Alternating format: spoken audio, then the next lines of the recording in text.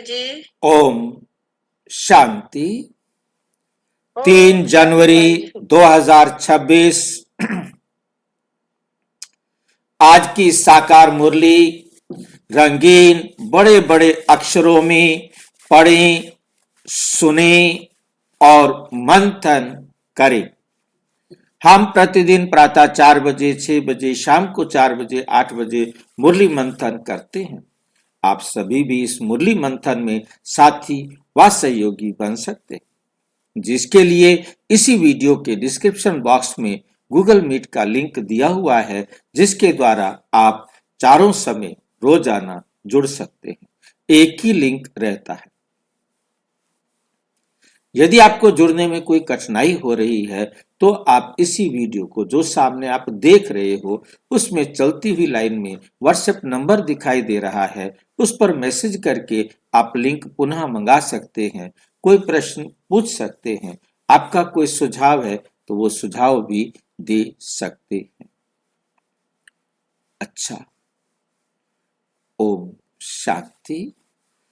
आज की साकार मुरली का सार। मीठा मीठा बाबा कहते, मीठे बच्चे कदम कदम पर श्रीमत पर चलते रहो। कदम कदम पर श्रीमत पर चलते रहो। ये ब्रह्मा की मत है या शिव बाबा की, इसमें मूंझो नहीं।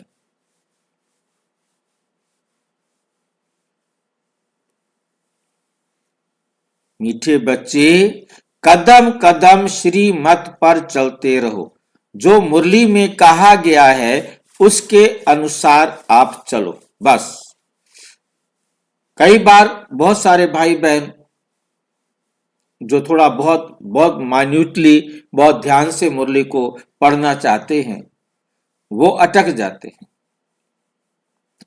वो उनका ध्यान इस बात पर रहता है, ये लाइन किसने कही होगी, ये शिव बाबा ने कही होगी, ये ब्रह्मा बाबा ने कही होगी, ये शिव बाबा नहीं कह सकते, ये ब्रह्मा बाबा नहीं कह सकते। मतलब वो इतना इस बात पर इतना अटके रहते हैं, इतना अटके रहते हैं। वो भाई इस जिद में, इस उसमें मत अटको। केवल समझो कि बाबा ने कह दिया, उसी बात को ब्रह्मा बाबा भी रिपीट कर सकते हैं, उसी बात को शिव बाबा भी कह सकते हैं। तो इस प्रकार से शिव बाबा ने कहा कि मैं हर टाइम इनके रथ में नहीं बैठा रहता हूं, मैं मुरली चलाते चलाते भी चला जाता हूं और ये बीच में अपनी मुरली ये बोलना शुरू कर देता है। वह हम समझ सकते हैं, परंतु हम अपना दिमाग इतना उसमें नहीं उलझाएं कि ये शिव बाबा कह रहा है या ब्रह्मा बाबा कह रहा है। बाबा कहते मुरली में जो कहा गया है, मान लो कि ब्रह्मा बाबा ने कह भी दिया है, तो उसका रिस्पॉन्सिबल मैं हूं। आप अपनी बुद्धि को एकदम शांत करो और बाबा की श्रीमत पर चलते चलो। मतलब कुछ भी बाबा ने भी कह दिया है तो वो भी शिव बाबा ने ही कहा है, बस ये समझ के चलना है। मीठे बच्चे कदम कदम पर श्रीमत पर चलते रहो। ये ब्रह्मा की मत है या शिव बाबा की मत, इसमें मूंझो नहीं, उलझो नहीं कि अब क्या करे। शिव बाबा पहले तो ऐसे कहा, आज ये ब्रह्मा बाबा कह रहा होगा। जो कह दिया है उसको समझो और अपने जीवन को बनाओ। ठीक है। प्रश्न, अच्छी ब्रेन। प्रश्न क्या है कि अच्छी ब्रेन वाले बच्चे कौन सी गुह्य बात, कौन सी, आवाज आ रही है मेरी? जी भाई जी, आ रही है। अच्छा, कौन सी गुह्य बात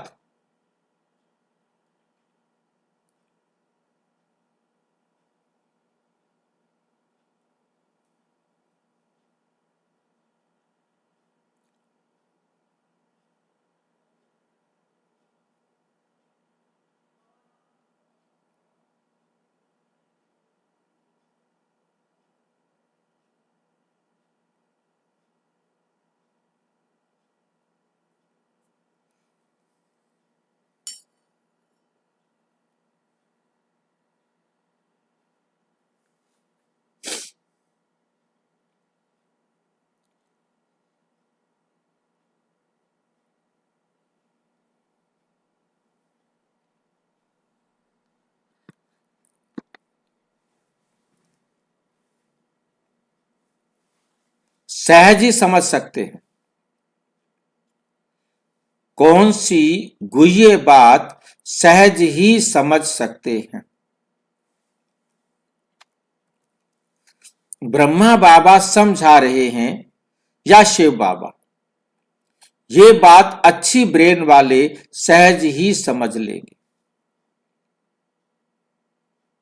ये बात अच्छी बुद्धि वाले, ब्रेन का मतलब दिमाग होता है, मस्तिष्क होता है, और ब्रेन का मतलब, क्योंकि पर्यायवाची शब्द, इसका बुद्धि भी होता है, क्योंकि वो डिसाइड नहीं कर पाए कि ये मस्तिष्क अलग चीज है, बुद्धि अलग चीज है। ब्रेन शब्द हमें बताता है जो हमारा ये खोपड़ी है, इसको कहा जाता है, और बुद्धि जो है वह आत्मा के अंदर होती है, उसे कहा जाता है। परंतु आम दुनिया ये अंतर नहीं जानती। बाबा जानते हुए भी वही बोल रहे हैं जो दुनिया वाले समझती है। सहज ही समझ लेंगे। कई तो इसमें ही मूंझ जाते हैं। बाबा कहते बच्चे बाप दादा दोनों इकट्ठे हैं, तुम मूंझो मत। श्रीमत समझ कर चलते रहो। ब्रह्मा की मत का भी रिस्पॉन्सिबल कौन है? शिव बाबा। मान लो ब्रह्मा बाबा ने कुछ कह दिया है तो आप उसकी चिंता मत करो, उसका भी जिम्मेवार मैं। बाबा ने जो कुछ भी कहा है, ब्रह्मा बाबा ने जो कुछ कह भी दिया है, तो उसका भी जिम्मेवार शिव बाबा है। प्रजापिता ब्रह्मा की मत का रिस्पॉन्सिबल भी शिव बाबा है। ओम शांति। रूहानी बाप रूहानी बच्चों को समझा रहे हैं। तुम समझते हो हम ब्राह्मण ही रूहानी बाप को पहचानते हैं। दुनिया में कोई भी मनुष्य मात्र बाप को पहचानते नहीं। दुनिया में कोई भी मनुष्य मात्र बाप को पहचानते नहीं।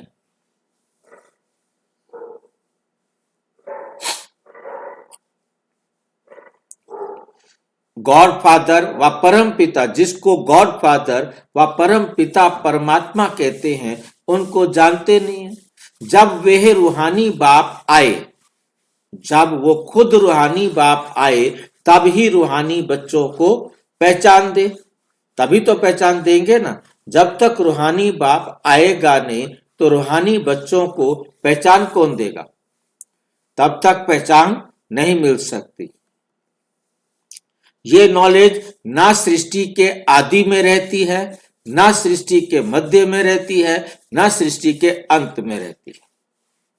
अभी तुमको नॉलेज है, सिर्फ संगम पर तुम बच्चों को ही ये नॉलेज मिलती है।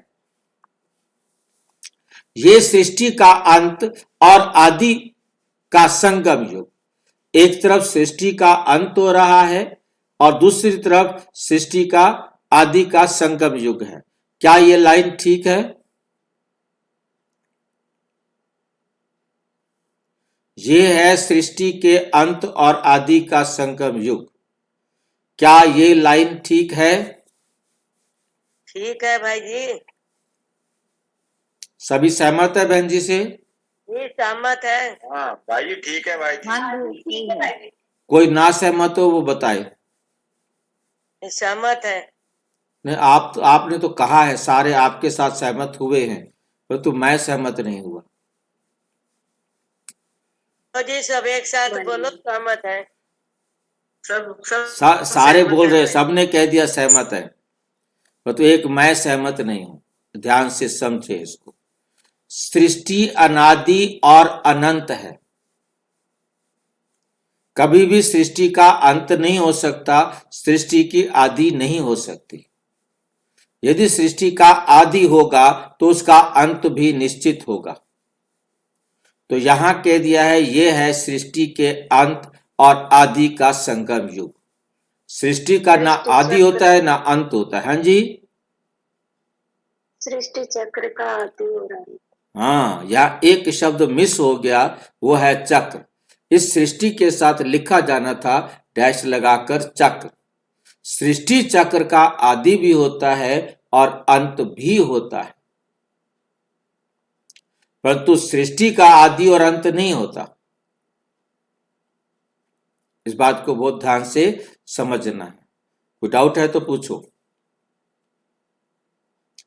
इस संगम युग को भी नहीं जानते, दुनिया वाले इस संगम युग को भी नहीं जानते हैं। बाप को कैसे जाने, बाप को कैसे जान सकेंगे? संगम युग को ही नहीं जानते तो वो बाप को कैसे जान सकेंगे? पतित पावन आओ, आकर पावन बनाओ। पतित पावन आओ और आकर क्या करो? हमें पावन बनाओ। परंतु यह पता नहीं कि पतित पावन कौन है, पतित से पावन बनाने वाला कौन है। परंतु कमाल की बात है, किसी को भी पता नहीं। बाप कहते हैं मैं जो हूं जैसा हूं, मैं जो हूं जैसा हूं, मुझे कोई भी नहीं जानते। जब मैं आकर पहचान दूं तब मुझे जाने। मैं अपना और सृष्टि के आदि मध्य अंत का परिचय खुद आकर देता हूं। कब? संगम युग पर एक ही बार। संगम युग पर एक ही बार पूरे कल्प में आकर परिचय देता हूं। कल्प कल्प, हर कल्प बाद, कल्प के संगम युगे एक बार ही आकर मैं अपना परिचय देता हूं। फिर से आता हूं, हर कल्प बाद फिर से आता हूं। तुमको जो समझाता हूं वे फिर प्राय लोप हो जाते। बाबा कहते मैं तुम्हें जो समझाता हूं वे फिर प्राय लोप हो जाता है। सतयुग से लेकर कलयुग अंत तक कोई भी मनुष्य मात्र मुझ परम पिता परमात्मा को नहीं जानते। कोई भी मनुष्य मात्र मुझ परम पिता परम आत्मा को नहीं जानते हैं। ना ब्रह्मा विष्णु शंकर को जानते हैं।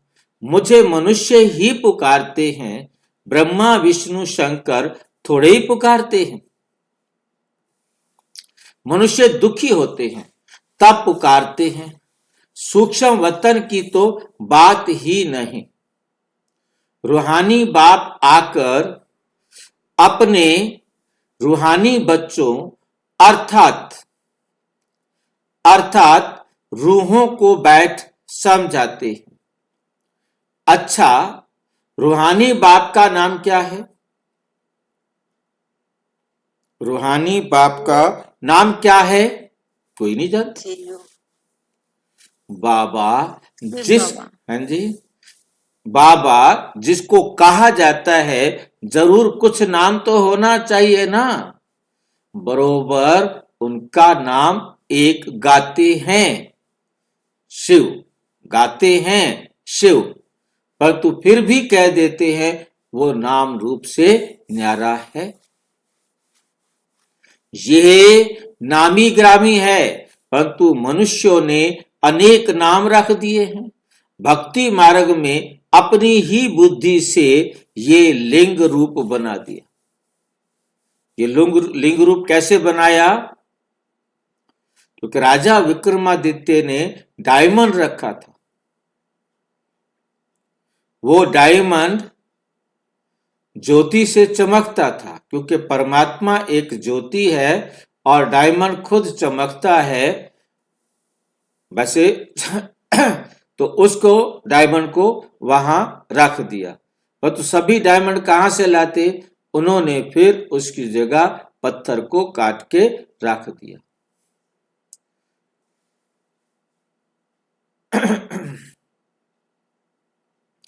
नाम फिर भी शिव है।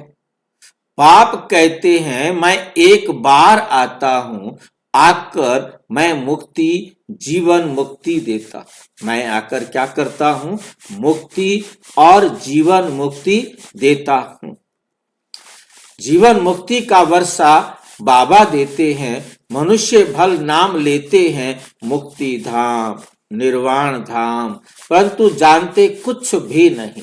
ना बाप को जानते हैं ना देवताओं को जानते, ना बाप को जानते हैं और ना देवताओं को जानते। ये किसी को पता ही नहीं। बाप भारत में आकर कैसे राजधानी स्थापन करते हैं, बाप भारत में आकर कैसे राजधानी स्थापन करते हैं।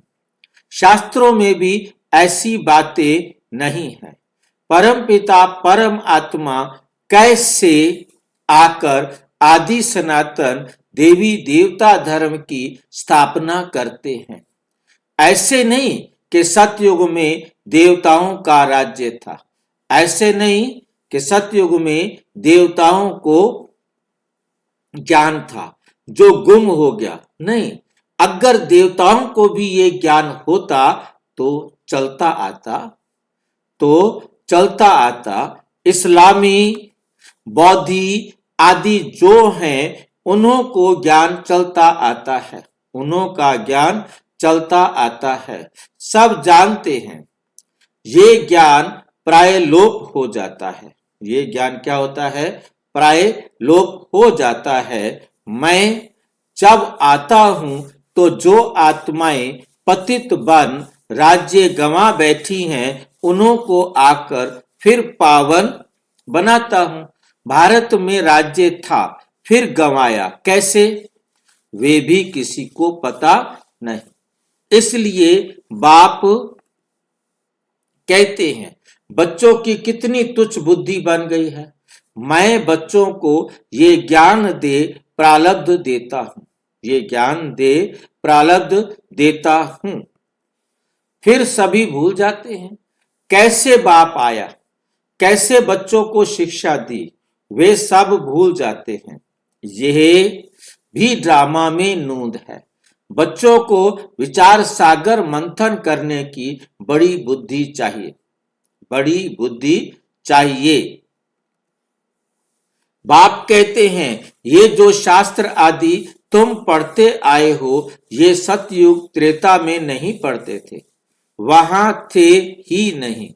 तुम ये नॉलेज भूल जाते हो, फिर गीता आदि शास्त्र कहां से आया? जिन्होंने गीता सुनकर ये पद पाया है वे नहीं जानते तो और फिर कैसे जान सकते हैं?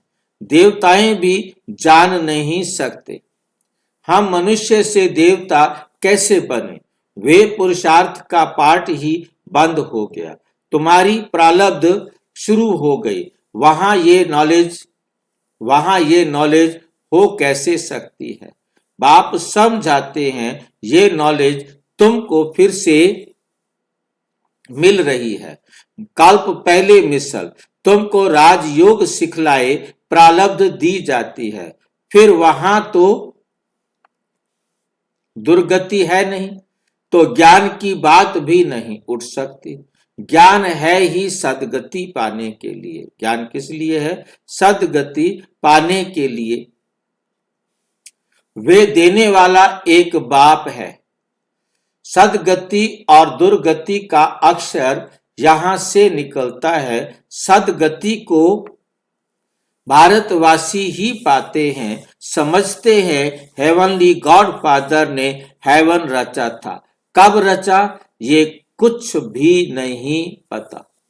शास्त्रों में लाखों वर्ष लिख दिए हैं। बाप कहते हैं बच्चों तुम फिर से नॉलेज देता हूं, तुम्हें फिर से मैं क्या देता हूं? नॉलेज देता हूं। फिर ये नॉलेज खलास हो जाती है तो भक्ति शुरू होती है। आधा कल्प है ज्ञान और आधा कल्प है भक्ति, ये भी कोई नहीं जानते। सतयुग की आयु ही लाखों वर्ष दे दी है। सतयुग की आयु ही क्या कर दी है? लाखों वर्ष दे दी है। तो मालूम कैसे पड़े?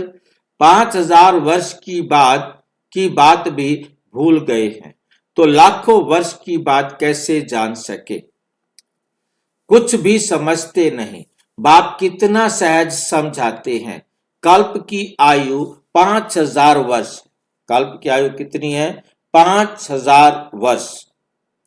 ठीक 5000 साल बाद ड्रामा हूबहू रिपीट होता है। इस कल्प की आयु है, इसका आरंभ भी है और इसका अंत भी है। ये एक ड्रामा है, कल्प एक ड्रामा है जो हूबहू रिपीट होता है। कल्प एक सृष्टि चक्र है जो हूबहू रिपीट होता है। ये बात हमें बहुत अच्छी तरह अपनी बुद्धि में बिठानी है। युग है ही है चार, चारों को इक्वल टाइम 1250 1250 1250 1250 वर्ष है। ब्राह्मणों को का ये मिड गेड युग है। मिड गेड किसको पता है? अंग्रेजी पढ़ावे बाबा सवेरे सवेरे। किसको पता है मिड गेड का? छोटा संगम युग भाई। मिड गेड किसे कहते हैं?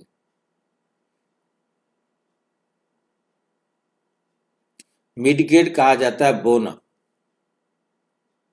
मिड गेड का हिंदी में अर्थ है बोना, जो बड़ा नहीं होते, कद उनका हमेशा छोटा ही रह जाता है। तो ब्राह्मणों का मिडगेड युग, ये बोना सा युग है ब्राह्मणों का। बाकी तो 1250 साल के युग है, परंतु उनमें से ये एक 100 वर्ष का यानी 99 वर्ष का मिडगेड युग है। बहुत छोटा है उन चार युगों से। तो बाप भिन्न भिन्न रीति से नई नई पॉइंट्स सहज रीति बच्चों को समझाते हैं। धारणा तुमको करनी है, मेहनत तुमको करनी है। ड्रामा अनुसार जो समझाता है, ड्रामा अनुसार जो समझाता है, समझाता आया हूं, वही पाठ चल रहा है। 5000 साल पहले भी ऐसे आकर के मैंने समझाया था, इस समय भी ऐसे आकर के तुमको समझा रहा।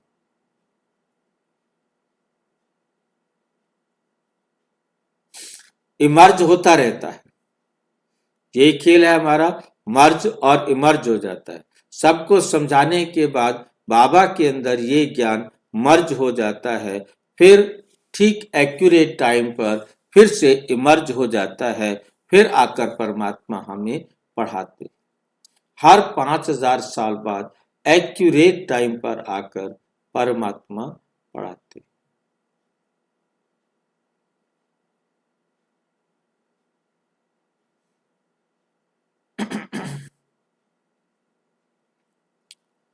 मुझे तो धारण नहीं करना, श्री बाबा कहते मुझे तो धारण नहीं करना है, तुमको सुनाता हूं, धारणा कराता हूं। हमारी आत्मा में पार्ट है, श्री बाबा कहते हमारी आत्मा में पार्ट है पतितों को पावन बनाने का।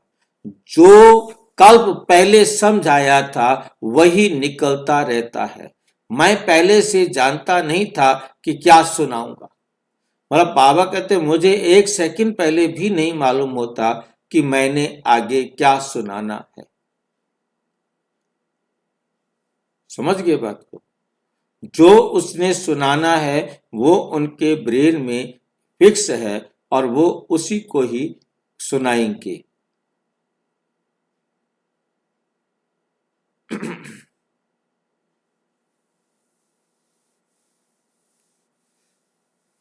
भल इनकी सोल, ब्रह्मा बाबा की इस आत्मा विचार सागर मंथन करती हो, ये विचार सागर मंथन कर सुनाते हैं या बाबा सुनाते हैं, ये बड़ी गुह्य बातें।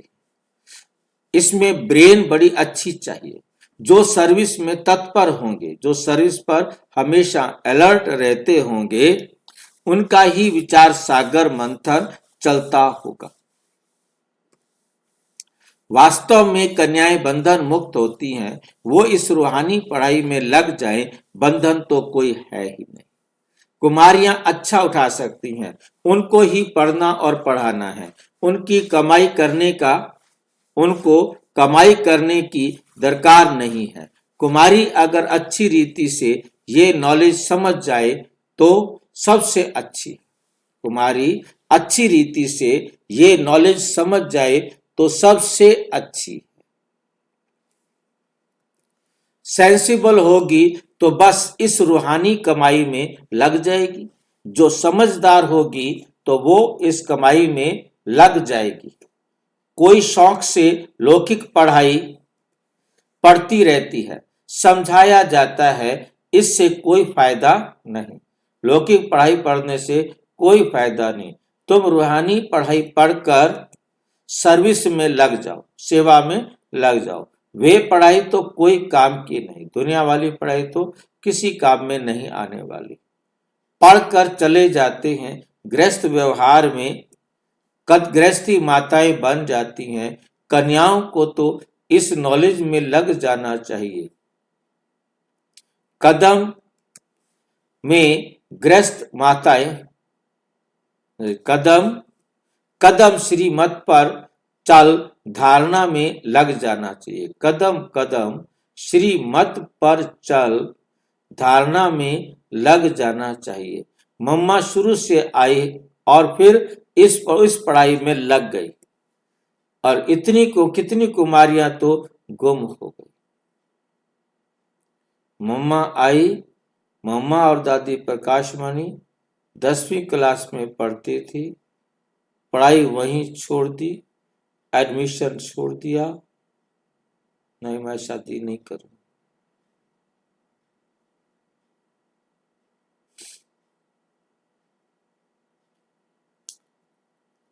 कुमारियों को अच्छा चांस है, श्रीमत पर चले तो बहुत फर्स्ट क्लास हो जाए, बहुत फर्स्ट क्लास हो जाए। ये श्रीमत है, वह ब्रह्मा की मत है, इसमें ही मौज पड़ते हैं। फिर भी ये बाबा का रथ है ना, रथ तो शिव बाबा का है ना। इनसे कुछ भूल हो जाए, ब्रह्मा बाबा से कुछ भूल हो जाए तो तुम श्रीमत पर चलते रहेंगे तो वे आप पे ही ठीक हो जाएंगे। जो श्रीमत पर चलते रहेंगे तो वो आप पे ही ठीक हो जाएंगे। मेन बात है बाबा की श्रीमत पर चलते रहो, ठीक कर देंगे। श्रीमत मिलेगी भी इन द्वारा, ब्रह्मा बाबा के द्वारा। सदैव समझना चाहिए श्रीमत मिलती है, फिर कुछ भी हो रिस्पॉन्सिबल खुद है। इनसे कुछ हो जाता है इनसे कुछ हो जाता है, बाबा कहते हैं मैं रिस्पॉन्सिबल हूं। ड्रामा में ये राज नूंदा हुआ है, इनको भी सुधार सकते हैं। फिर भी बाप है ना, बाप दादा दोनों इकट्ठे हैं, बाप दादा दोनों इकट्ठे हैं तो मूझ पड़ते हैं। पता नहीं शिव बाबा कहते हैं व ब्रह्मा कहते हैं। अगर समझे शिव बाबा ही मत देते हैं तो कभी भी हिले नहीं। शिव बाबा जो समझाते हैं सो राइट ही है। तुम कहते हो बाबा आप ही हमारे बाप टीचर गुरु हो, तो श्रीमत पर चलना चाहिए ना। जो कहे उस पर चलो। हमेशा समझो शिव बाबा कहते हैं वे है कल्याणकारी, इनकी रिस्पॉन्सिबिलिटी भी उन पर है, उनका रथ है ना। मूझते क्यों हो?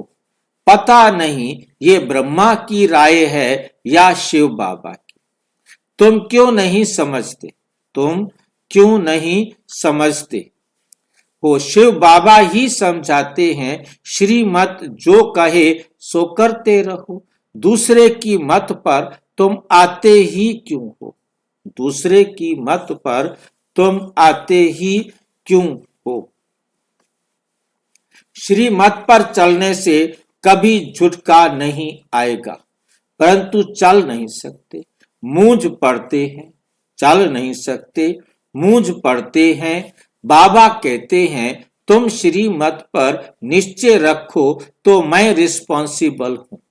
तुम निश्चय नहीं रखते हो तो फिर मैं भी रिस्पॉन्सिबल नहीं। हमेशा समझो श्रीमत पर चलना ही है।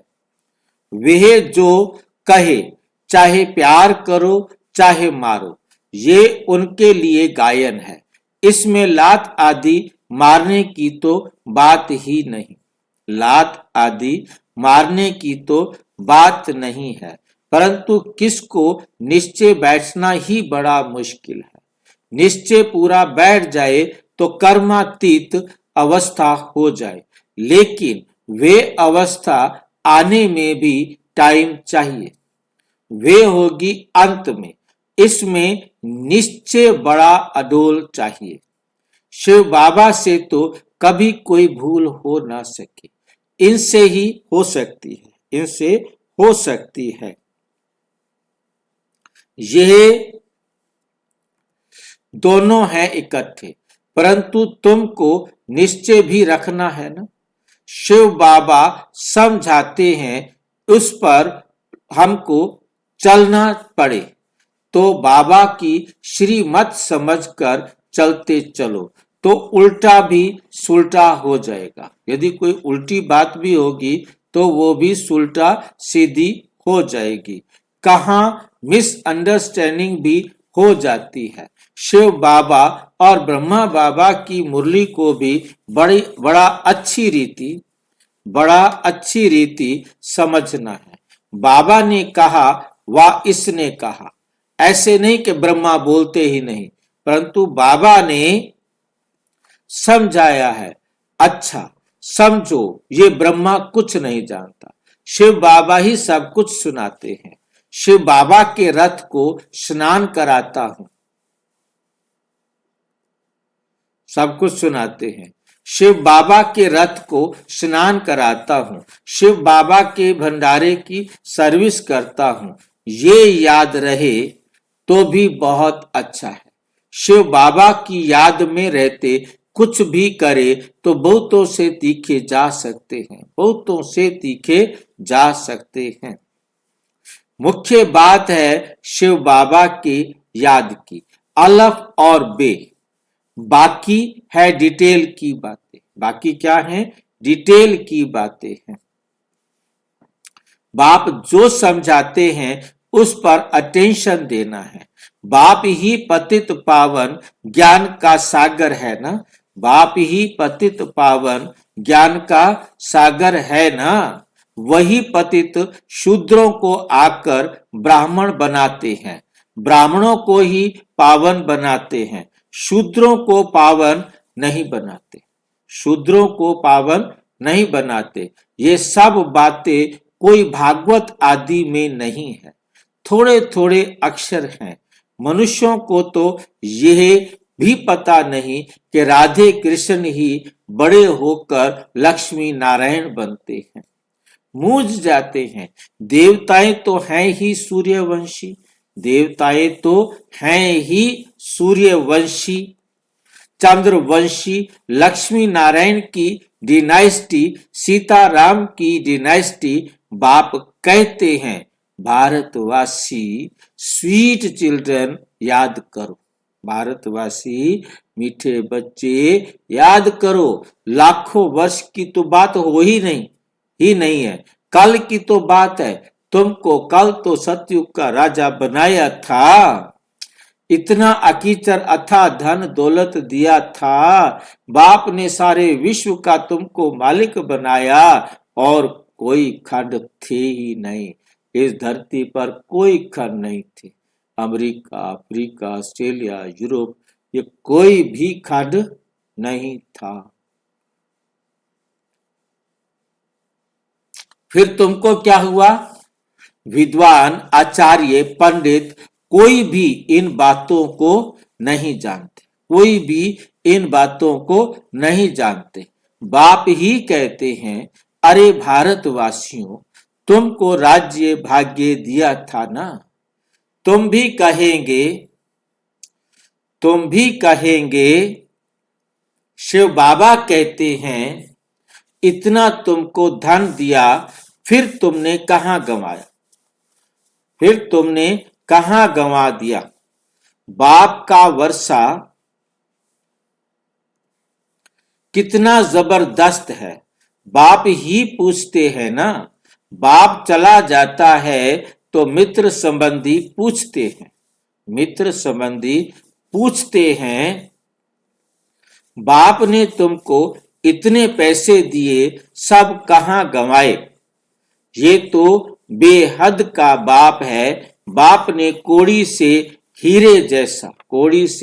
हीरे जैसा बनाया, इतना राज्य दिया, फिर पैसा कहाँ गया। तुम क्या जवाब देंगे। किसको भी समझ में नहीं आता है। तुम समझते हो। बाबा पूछते, ठीक है, इतने कंगाल कैसे बने हो। इतने कंगाल कैसे बने हो। पहले सब कुछ सतो प्रधान था, फिर कला कम होती गई तो सब कुछ काम होता गया। फिर सब कुछ कम होता गया। पहले शुरू में तो सतो प्रधान थे, फिर कला कम होती गई, धीरे धीरे सब जीरो पर आ जाते हैं। सतयुग में तो सतो प्रधान थे, लक्ष्मी नारायण का राज्य था। राधे कृष्ण से लक्ष्मी नारायण का नाम कैसे बना। नहीं, क्या लाइन है। राधे कृष्ण से लक्ष्मी नारायण का नाम जास्ती है। उन्हों को कोई ग्लानि नहीं लिखी। लक्ष्मी नारायण की कोई ग्लानि नहीं लिखी, परंतु राधा कृष्ण की ग्लानि वर्णन की है। विष्णु में कोई ग्लानि नहीं दिखाते हैं और सबके लिए निंदा लिखी है। लक्ष्मी नारायण के राज्य में कोई दैत्य आदि नहीं बताते। तो ये बातें समझने की है। बाबा ज्ञान धन से झोली भरते हैं। बाबा आकर क्या कर रहे हैं, ज्ञान धन से हमारी झोली भर रहे हैं। बाप कहते हैं, बच्चे इस माया से खबरदार। इस माया से क्या रहो, खबरदार रहो।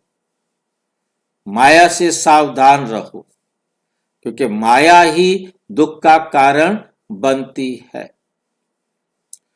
अच्छा, मीठे मीठे सिक्की लधे बच्चों प्रति माता पिता बाप दादा का याद प्यार और गुड मॉर्निंग। रूहानी बाप की रूहानी बच्चों को नमस्ते। हम रूहानी बच्चों की रूहानी बाप दादा को नमस्ते नमस्ते नमस्ते। धारणा के लिए मुख्य सार। सेंसिबल बन सच्ची सेवा में लग जाना है। सेंसिबल किसे कहते हैं, समझदार। सेंसिबल बन सच्ची सेवा में लग जाना है। जवाबदार एक बाप है। रिस्पॉन्सिबिलिटी किसकी है, एक बाप की है। श्रीमत में संशय नहीं उठाना है। निश्चय में अडोल रहना है। निश्चय में अडोल रहना है। विचार सागर मंथन कर बाप की हर समझानी पर अटेंशन देना है।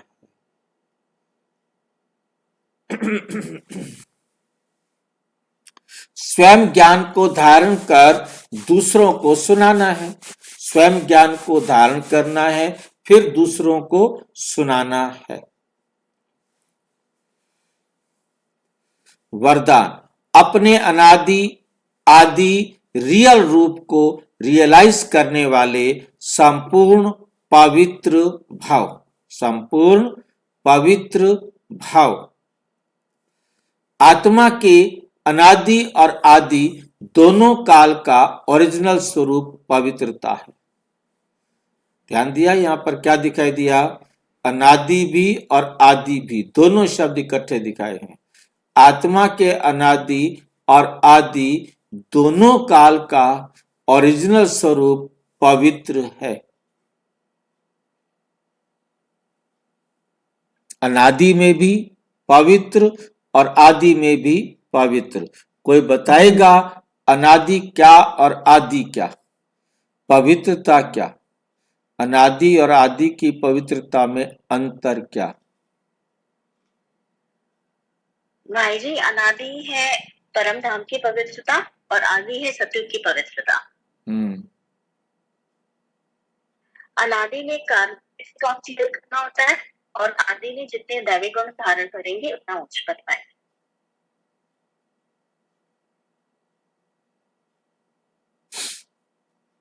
भाई जी, हाँ जी। जो अनादि में पवित्रता होगी वही पवित्रता आदि में होगी।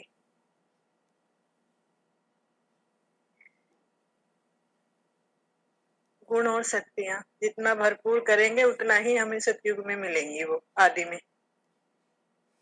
जब हम आएंगे हमारे में और परम धाम में अंतर आ चुका होगा। भाई जी, हाँ जी। अनादि में हम बेदाग होके जाते हैं आत्मा यहाँ से, तो अनादि में हम बेदाग रहते हैं, पूर्ण पवित्र, पूर्ण शुद्ध, कोई मिलावट। और जब आदि में आते तो भी हम उसी फॉर्म में आते हैं, तब तक हमें कोई दाग नहीं होता। जैसे जैसे दाग लगना शुरू होते हैं तो हमारे उतरना शुरू हो जाता है। आत्मा में दोष आना शुरू होते, गुणों का ह्रास शुरू होता है, तो फिर पतन होता है। अन्यथा अनादि और आदि पूर्ण पवित्र है।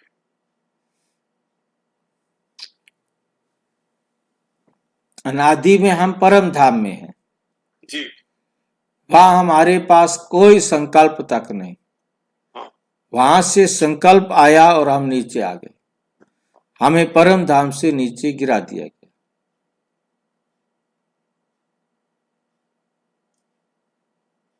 संकल्प भी जो है ना, उस वक्त हमारा चूंकि पवित्र है संकल्प, अभी तक हमें कोई अपवित्रता आई नहीं है देहभान की। पर देहभान का संकल्प आया तब तो आए। देहभान में हो देह में तो हैं हम, परंतु देहभान देह समझना, अपने आप को आत्म स्मृति में रखना। ओरिजिनल स्वरूप पवित्रता है, ओरिजिनल स्वरूप पवित्रता है। अपवित्रता आर्टिफिशियल शूद्रों की देन है। शूद्रों की चीज ब्राह्मण यूज नहीं कर सकते, शूद्रों की चीज ब्राह्मण यूज नहीं कर सकते।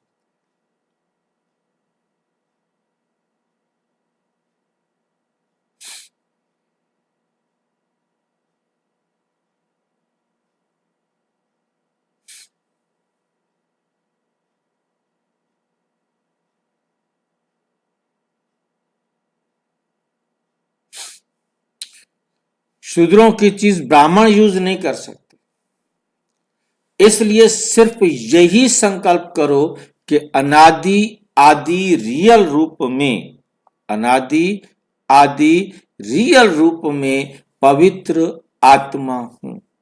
किसी को भी देखो तो उसके, शूद्रों की चीज क्या हुई भाई? सूत्र माना फार्मूला, नियम। शूद्रों की चीज ब्राह्मण यूज नहीं करते। शूद्र जो है ना, कलयुगी पतित दुनिया को शूद्र कहा जाता है। चीज मतलब क्या? देह हुई शूद्रों की चीज। देह अभिमान तो चेंज होगा, क्योंकि आत्मा समझेंगे जब परमात्मा को पहचानेंगे। चाहे वो किसी सेंटर पर जाके पहचाने, चाहे मार्केट में जाके पहचाने, कभी भी उनको ये आएगा कि हम कौन है। भाई जी, मतलब ये हुआ कहने का, शूद्रों की चीज जो है देह है, देह को यूज करेंगे तो फिर हम शूद्र ब्राह्मण नहीं रहे फिर। हाँ, शूद्रों की चीज को ब्राह्मण यूज नहीं कर सकते, हम देह को भी यूज नहीं कर सकते। हम देह को यूज कर रहे हैं, मतलब हम ब्राह्मण नहीं। कोई भी वस्तु को, इस पतित दुनिया की किसी भी वस्तु को हम यूज नहीं कर सकते, नहीं कर सकते। यूज करते हुए उसको मेरा नहीं समझना, यूज करना भी है। देह से जुड़ी हुई बाकी सारी चीजें देह से जुड़ी हुई हैं। पहली चीज तो देह है ना मेरी खुद की। बिल्कुल। शूद्रपना यहीं से शुरू हो जाए, जैसे देह में बिल्कुल आया और शूद्रपना शुरू। ब्राह्मण यूज नहीं कर सकते। हाँ। इसलिए सिर्फ यही संकल्प करो कि अनादि आदि रियल रूप में मैं पवित्र आत्मा थी।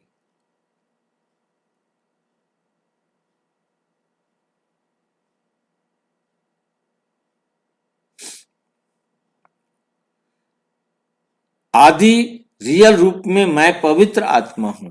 किसी को भी देखो तो उसके रियल रूप को देखो। रियल की रियलिटी बनाई गई है, ये रियल से।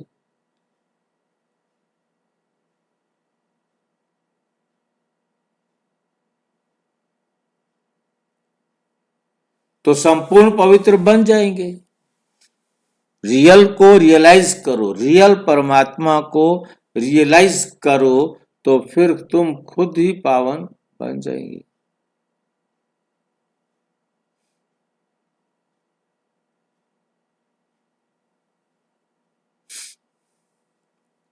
संपूर्ण पवित्र बन फर्स्ट क्लास व एयर कंडीशन की टिकट के अधिकारी बन जाएंगे।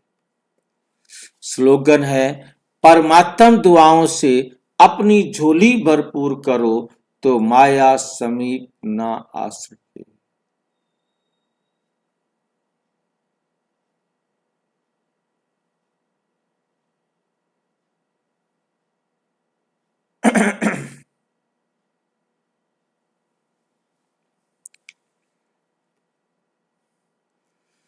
स्लोगन, परमात्म दुआओं से अपनी झोली भरपूर करो तो माया आपके समीप ही नहीं आ सकती।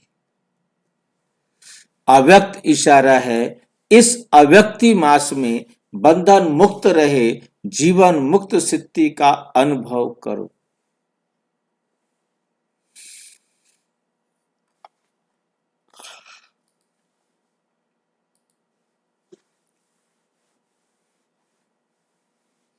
मेजॉरिटी बच्चों ने अभी लोहे की जंजीरें तो काट ली हैं, लेकिन बहुत महीन और रॉयल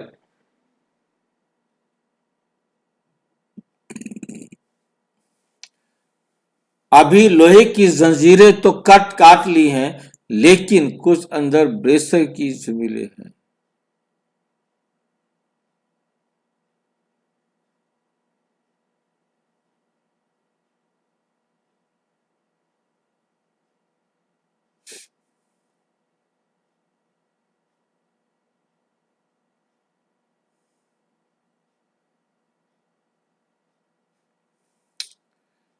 लोहे की जंजीरें तो काट ली, लेकिन बहुत महीन और रॉयल धागे अभी भी बंधे हुए हैं। कई पर्सनैलिटी फील करने वाले हैं, स्वयं में अच्छाइयां हैं नहीं, लेकिन बुराइयों को लेकर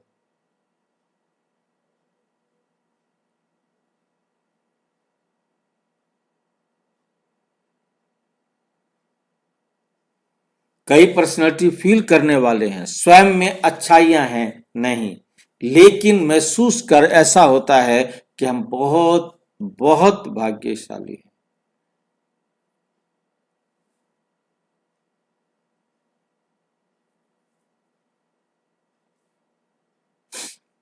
हम बहुत आगे बढ़ रहे हैं। ये जीवन बंधन में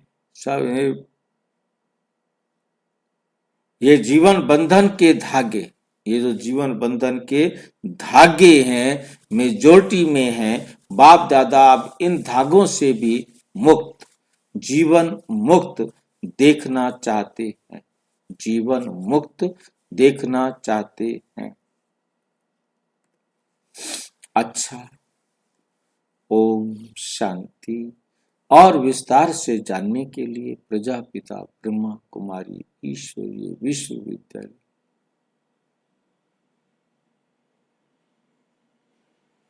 अच्छा, और विस्तार से जानने के लिए प्रजापिता ब्रह्मा कुमारी ईश्वरीय विश्वविद्यालय के किसी भी सेवा केंद्र पर संपर्क करें। और यदि कोई प्रश्न है तो 92-131।